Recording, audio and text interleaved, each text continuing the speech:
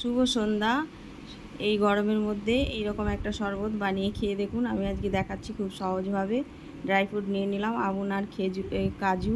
সেটাকে একটু ঠান্ডা দুধ দিয়ে পেস্ট করে নেব। সঙ্গে 2 মুঠো মতো মাখনা দিয়েছি। পেস্টটা একটা বাটিতে ঢেলে রাখলাম। এবার ঠান্ডা দুধ সব গ্লাসের মধ্যে দিয়ে দেবো।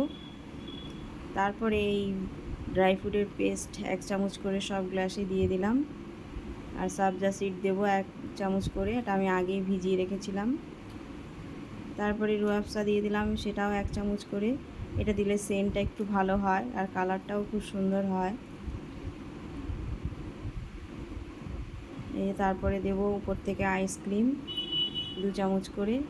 এবার দিয়ে দেবো আমসত্ত্ব, খেজুর, আর দিয়ে দেবো কিশমিশ একটু কুচিয়ে রেখেছিলাম, উপর থেকে একটু ডেকোরেশন করে দিলাম। একদম মন ভালো হয়ে যাবে। কেউ বাড়িতে আসলে একবার খাইয়ে দেখাবেন, আবার খেতে চাইবে। ধন্যবাদ।